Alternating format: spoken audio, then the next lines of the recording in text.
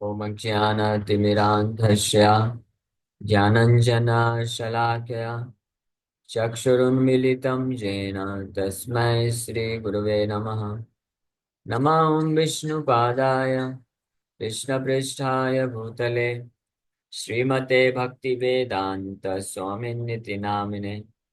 नमस्ते सारस्वती देवे गौरवाणी प्रचारिणे निर्विशेष शून्यवादी पाश्चात्य देश तारिणे।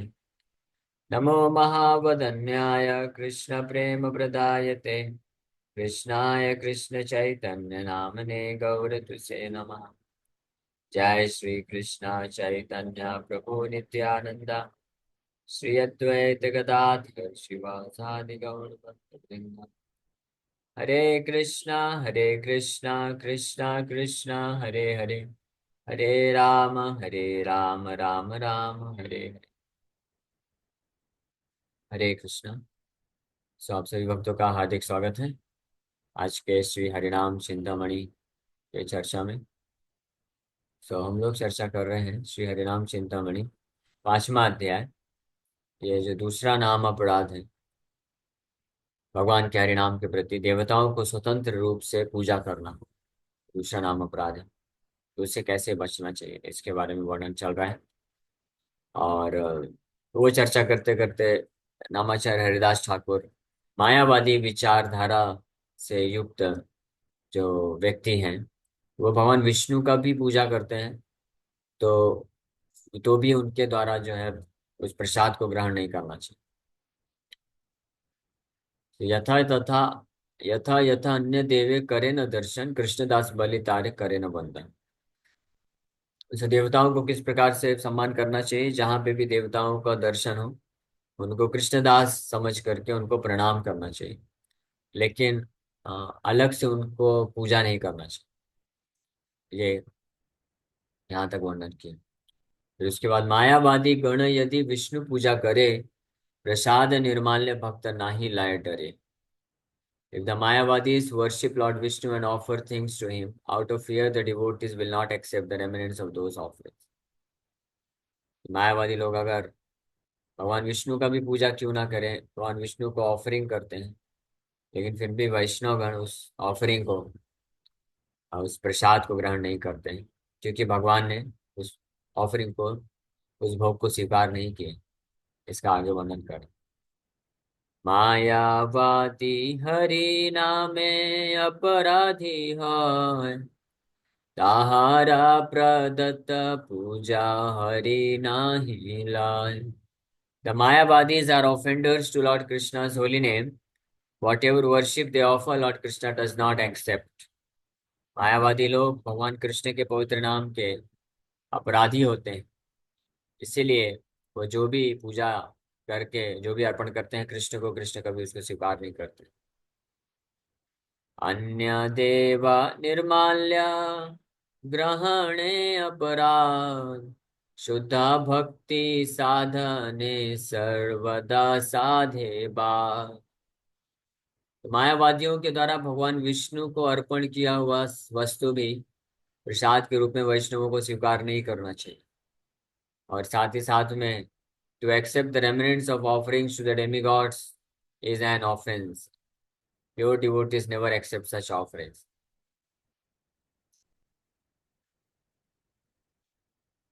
जो अन्य देवताओं का भी जो पूजा करते हैं व्यक्ति, अन्य देवताओं को जो अर्पण करते हैं, उसका भी प्रसाद जो है शुद्ध भक्तों को यानी भक्तों को नहीं प्राप्त कर नहीं एक्सेप्ट करना चाहिए, स्वीकार करना चाहिए, जो शुद्ध भक्त बनने की इच्छा रखते हैं। इसका भी सेम कारण है, कोई अलग से कारण नहीं है, क्योंकि समस्या देवताओं में नहीं है। ये हमें हमेशा ध्यान रखिएगा। देवताओं का समस्या नहीं, देवता गण तो भगवान के भक्त हैं, उसमें कोई समस्या नहीं है। लेकिन देवताओं को जो लोग स्वतंत्र रूप से भगवान मान करके भगवान नारायण को नेग्लेक्ट करके जो पूजा करते हैं, जो भी अर्पण करते हैं, देवता उसको कभी स्वीकार नहीं करता है। इसीलिए ऐसे ऑफरिंग को भी वैष्णवों को स्वीकार नहीं करना चाहिए। लेकिन अगर कोई ऐसा मंदिर है, जैसे प्राचीन मंदिर होते हैं ऐसे, जैसे जगन्नाथपुरी है, जगन्नाथ मंदिर है, जगन्नाथ जी का महाप्रसाद विमला देवी को यानी दुर्गा देवी के पास जाता है, फिर वो महाप्रसाद बढ़ता है, तो वो एक्सेप्ट किया जा सकता है। ऐसे कई प्राचीन मंदिर है जहाँ पे पहले भगवान कृष्ण को, भगवान नारायण को भोग अर्पण किया जाता है। उसके पश्चात फिर किसी देवता है वहाँ पे, भगवान शिव हैं, गणपति हैं, दुर्गा हैं, तो वो उनको अर्पण करते हैं, तो वो फिर महाप्रसाद के रूप में वैष्णवगण भी पा सकते हैं। लेकिन अगर कोई ऐसा मंदिर है जहाँ पे व्यक्ति भगवान नारायण को अर्पण किए बिना डायरेक्ट देवताओं को अर्पण कर रहा है, तो वो नाम अपराध है, और ऐसे व्यक्ति के द्वारा ऐसा जो आप ऑफरिंग है उसको स्वीकार नहीं करना चाहिए भक्तों।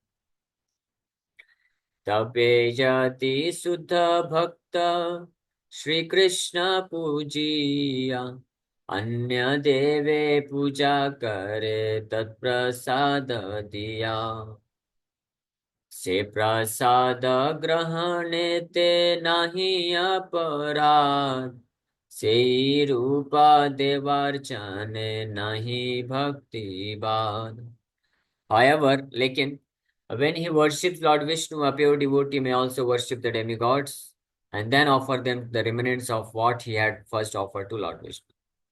लेकिन अगर कोई शुद्ध भक्ति मार्ग में है, वो पहले भगवान कृष्ण को अर्पण किया है भोगा पूजा करके, तो वो प्रसाद को अगर देवता को अर्पण करता है कोई, तो फिर उन देवताओं का जो प्रसाद है वो प्रसाद ग्रहण किया जा सकता है। से प्रसादे प्रसाद ग्रहण एते नहीं अपराध, उसमें कोई अपराध।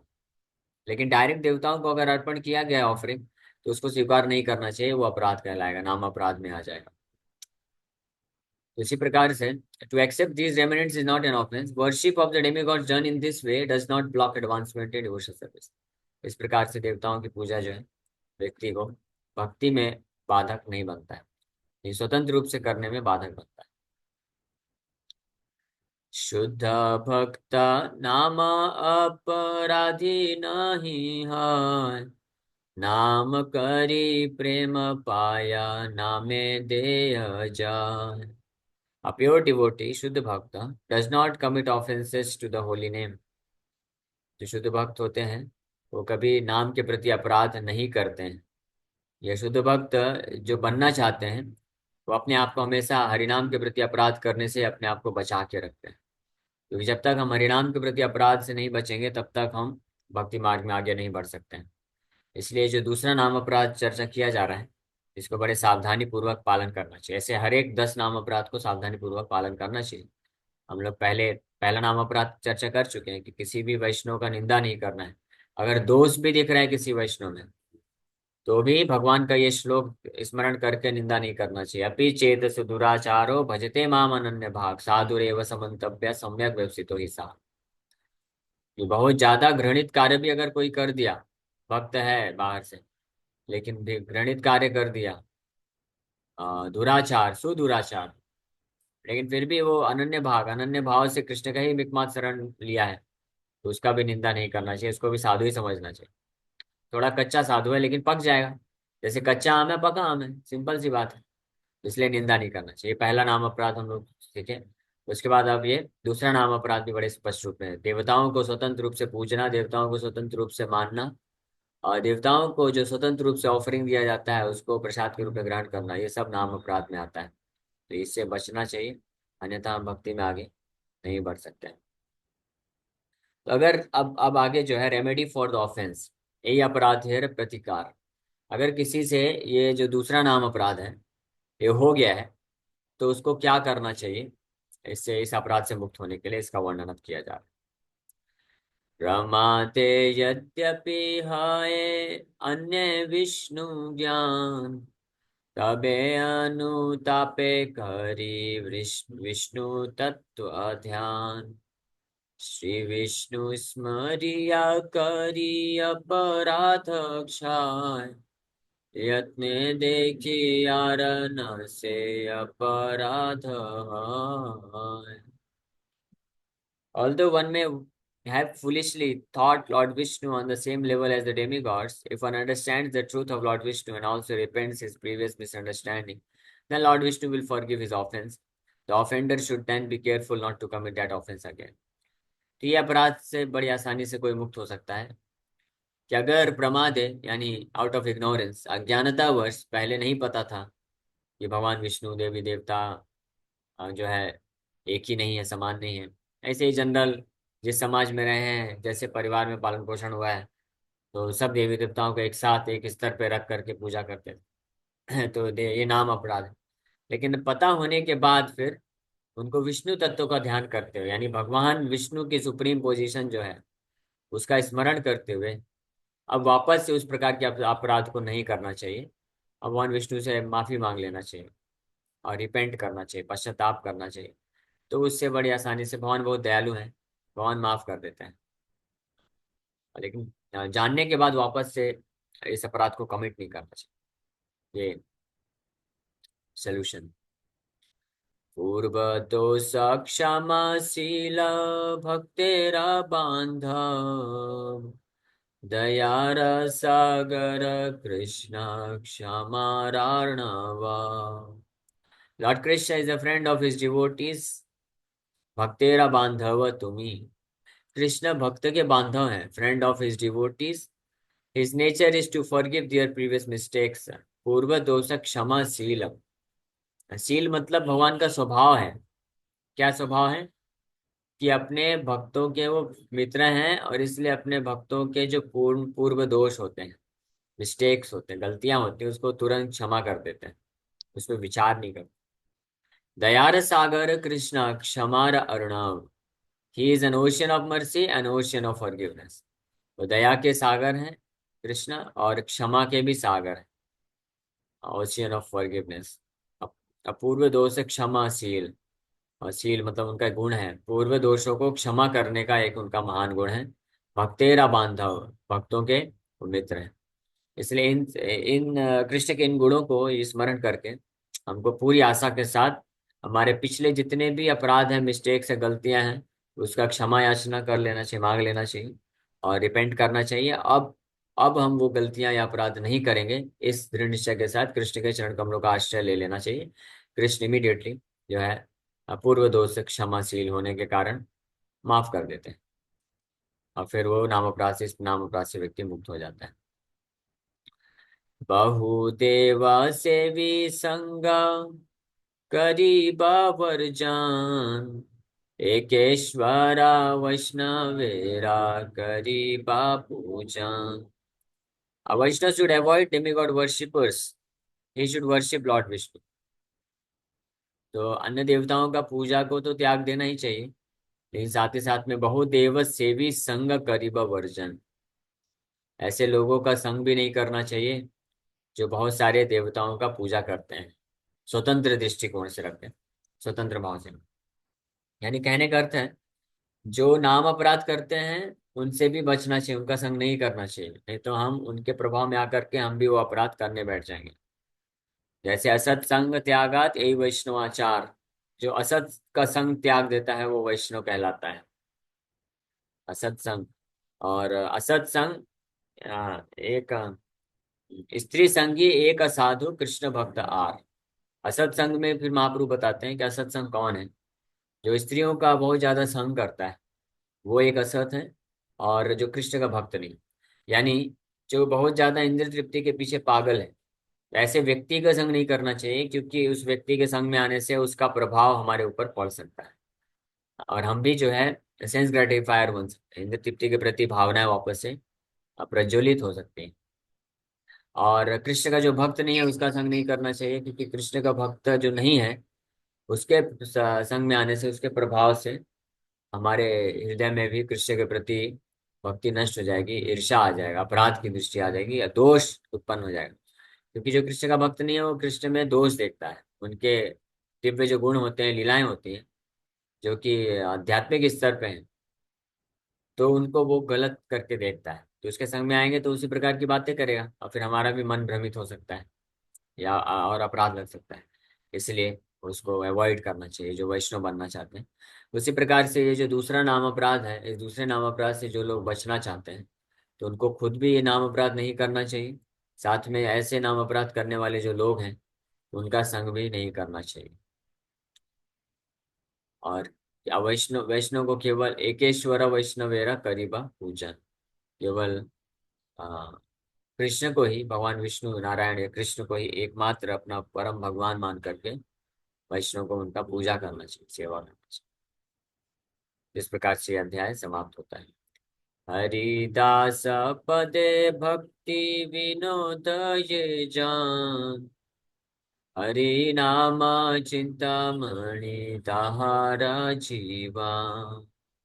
This Harinam Chintamani is the very life and soul of Bhakti Vinod who stays at Haridasa's lotus feet.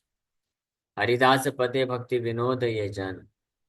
Haridas Thakur के चरण कमलों में आश्रय लेने वाले भक्ति विनोद ठाकुर जो है, उनका ये हरिनाम चिंतामणि उनका जीवन है, लाइफ एंड सोल. इति श्री हरिनाम चिंतामणौ देवांतरे स्वातंत्र ज्ञान अपराध नाम पंचमः परिच्छेदः.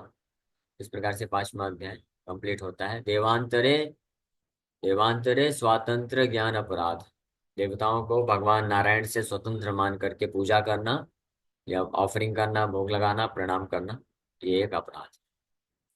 अब थर्ड ऑफेंस जो है, तीसरा नाम अपराध, ये हम लोग कल से प्रारंभ करेंगे, जिसको बोलते हैं गुरु अवज्ञा, डिसोबइंग द स्पिरिचुअल मास्टर. तो हालांकि इसको तीसरे नाम अपराध में रखा गया है, बट प्रभुपाद जी वर्णन करते हैं कि ये ग्रेटेस्ट ऑफेंस, सबसे बड़ा नाम अपराध यही है, अपने आध्यात्मिक गुरु के आज्ञा का उल्लंघन करना, इंस्ट्रक्शंस को फॉलो ना करना. इसके बारे में हम लोग डिटेल्स में कल से चर्चा प्रारंभ करेंगे. इसमें भक्तिनाथ ठाकुर बड़े विस्तार से बताएंगे कि किन परिस्थितियों में गुरु के आज्ञा का उल्लंघन किया जा सकता है. ऐसा नहीं कि हर परिस्थिति में आज्ञा का उल्लंघन करने पे अपराध लगेगा. कुछ परिस्थितियां ऐसी हैं जिसमें अगर कोई गुरु का आज्ञा का उल्लंघन कर भी देता है तो उसको ऑफेंस नहीं लगता है, अपराध नहीं लगता है. और वो कब होता है परिस्थिति? वो केवल एकमात्र ऐसी परिस्थिति होती है जब वो गुरु प्रमाणिक ना हो. तो वो गुरु या तो मायावादी है, या तो गुरु ढोंगी है, या तो वो गुरु कृष्ण का भक्त नहीं है, या कृष्ण से दूर लेके जा रहा है. तब उस परिस्थिति में ऐसे गुरु का त्याग भी किया जा सकता है, उसका उल्लंघन भी किया जा सकता है, भले ही उससे कोई दीक्षा लिया हो तब. तो इसका पूरा विस्तार से चर्चा किया जाएगा. ये भी बहुत महत्वपूर्ण अध्याय है वास्तव में. ये जितने भी नाम अपराध के चैप्टर चल रहे हैं, ये सब के सब बहुत महत्वपूर्ण है, क्योंकि सारे अपराध जो हैं बहुत प्रायः लोग इस संसार में करते हैं. इसलिए जब नाम जप करने के बाद भी उनको वास्तविक फल नहीं मिल पाता है, और वहीं के वहीं वो स्थित रह जाते हैं, भक्ति में आगे नहीं बढ़ पाते. तो ये नाम अपराध बहुत बड़े बाधक हैं हमको भगवान कृष्ण के भक्ति में आगे बढ़ने के लिए. ओके, तो इसी के साथ यहीं पे विराम करते हैं. हम लोग क्वेश्चंस ले सकते हैं, किसी वक्त का कोई प्रश्न है तो पूछ सकते हैं. अभी तक दो नाम अपराध चर्चा की है, तो दोनों में से किसी भी नाम अपराध के ऊपर आप लोग प्रश्न पूछ सकते हैं. हरे कृष्ण. हरे कृष्ण. अब प्रभु जी कैसे पता चलता है कि हम भगवान को जो भोग लगाते हैं वो स्वीकार कर लेते हैं?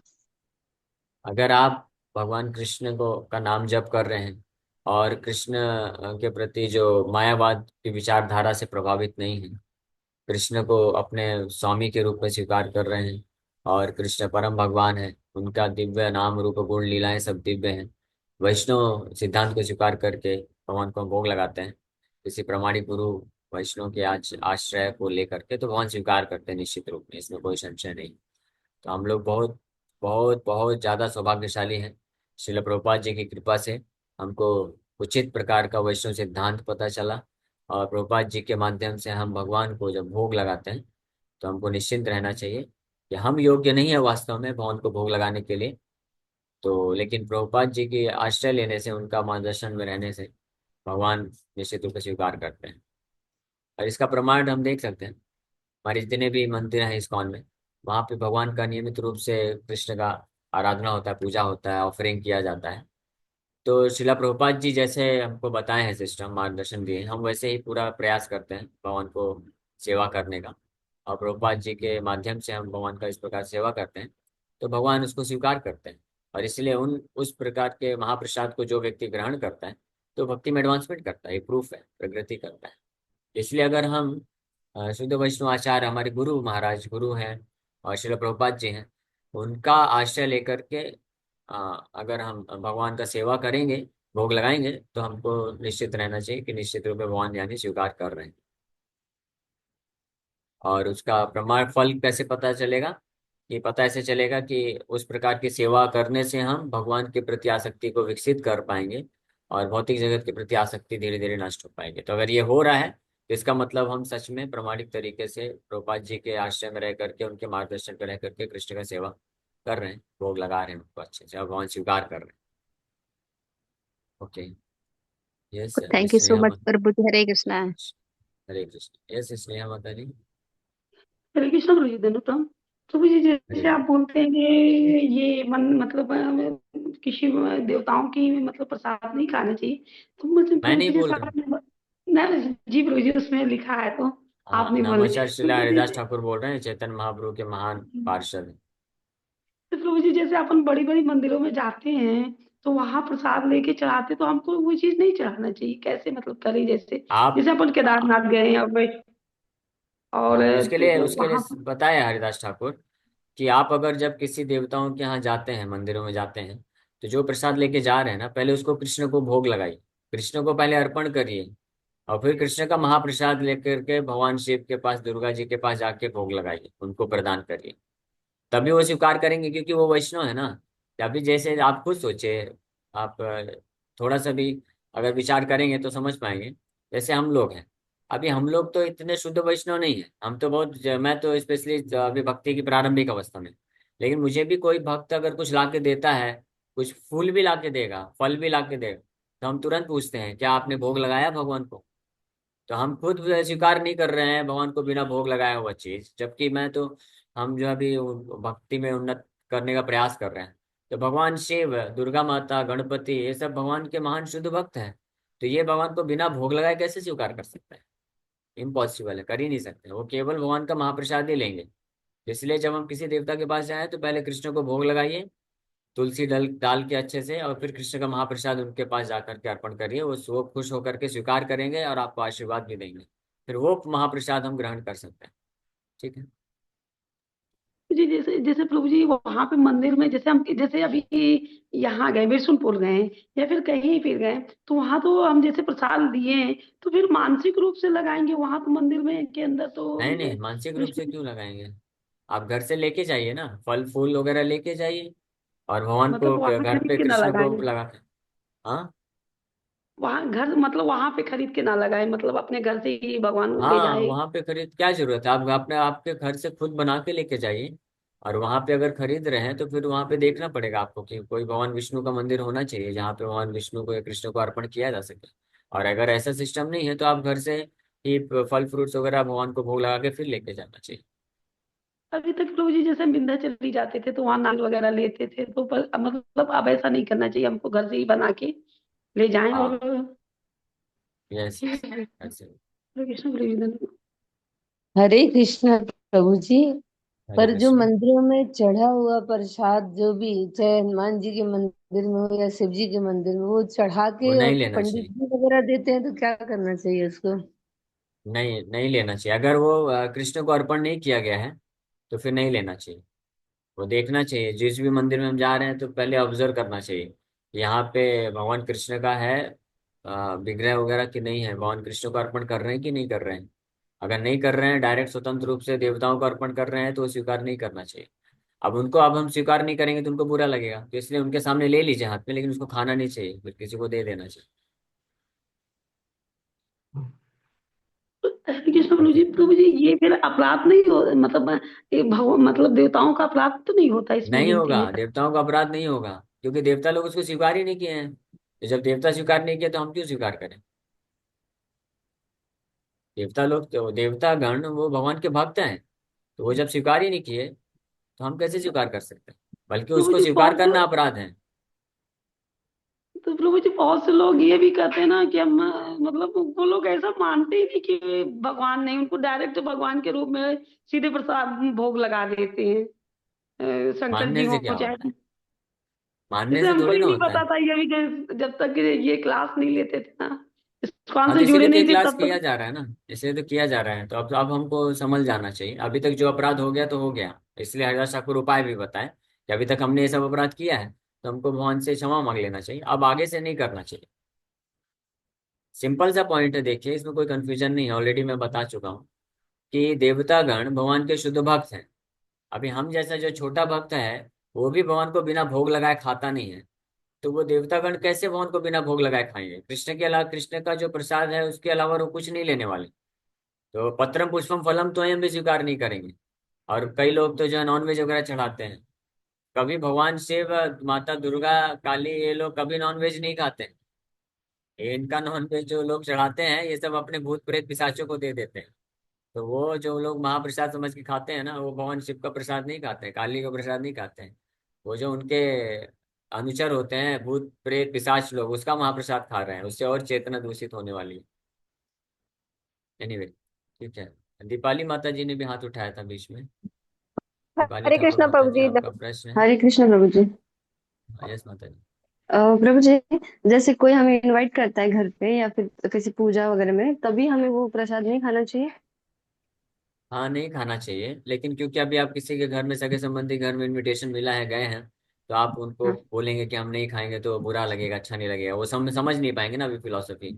तो दो हम्म। काम कर सकते हैं। एक तो है, सबसे बेस्ट है कि अगर आपका वो सुनने को तैयार है तो उनको अनुरोध करिए, रिक्वेस्ट करिए कि आप जो भी बना रहे हैं, जिन भी देवता का पूजा कर रहे हैं, तो पहले आप कृष्ण को भोग लगाइए, भगवान नारायण को भोग लगाइए, लक्ष्मी नारायण का भी एक फोटो रखिए, और पहले तुलसी डाल के उनको भोग लगाइए, फिर उन देवताओं को ऑफर करिए, और फिर उसके बाद आप स्वीकार कर सकते हैं। लेकिन अगर वो ऐसा नहीं कर रहे हैं तो फिर बस उन वो लोग दे रहे हैं तो फिर हाथ में स्वीकार कर लीजिए, लेकिन खाना नहीं चाहिए उसको, फिर किसी पशु पक्षी को खिला देना चाहिए। और प्रभु ठीक जी, है। जैसे कई मतलब फ्रेंड्स या फिर किसी ऐसे नॉर्मली जाते हैं, तभी नहीं करना चाहिए सारी चीजें? नहीं, हमको खाना नहीं चाहिए, लेकिन क्योंकि रिलेशनशिप है तो बुरा ना हाँ। लगे इसलिए स्वीकार कर लेना चाहिए और उसको रख लेना चाहिए। लेकिन अगर हमारे पास हमारा अच्छा संबंध है किसी के साथ, तो अब हमको एक बार बता जरूर देना चाहिए, उनको समझाना चाहिए, प्रयास करना चाहिए कि देखिए, ये जितने भी देवतागण हैं वो भगवान नारायण के भक्त हैं। तो आप भगवान नारायण को पहले भोग लगाएंगे और फिर उनका प्रसाद जब देवताओं को देंगे तो बड़े प्रसन्नता पूर्वक उसको स्वीकार कर लेंगे। तो ऐसा हम उनको समझा सकते हैं, तो अगर वो फॉलो करते हैं तो फिर अच्छी बात जी प्रभु जी, हरे कृष्ण। है। ओके, हरे कृष्ण। यस, योगेश को। हरे कृष्णा प्रभु जी, दंडवत प्रणाम। हरे कृष्ण। प्रभु जी, मेरा भी ऐसा ही कुछ क्वेश्चन था कि मतलब जैसे हम कहीं जा रहे हैं और मान लीजिए हम वैष्णव हैं, हम कहीं खाते नहीं हैं और हम घर में ही अपना बनाया हुआ भगवान को भोग बनाकर अर्पण करके फिर खाते हैं। तो प्रभु जी, जैसे हम कहीं बाहर जा रहे हैं तो उस कंडीशन में हम क्या करें फिर? तो बाहर भी जा रहे हैं तो बाहर से जो हम लेते हैं तो उसको फिर भगवान को भोग लगा के खा सकते हैं। मान लीजिए आप ट्रैवलिंग भी कर रहे हैं तो भगवान का एटलीस्ट छोटा सा फोटो रखिए, मंत्रा कार्ड आता है उसमें राधा रस भी, राधा कृष्ण का फोटो होता है। तो इमीडिएटली जो भी ले रहे हैं तो भगवान को भोग लगाया जा सकता है।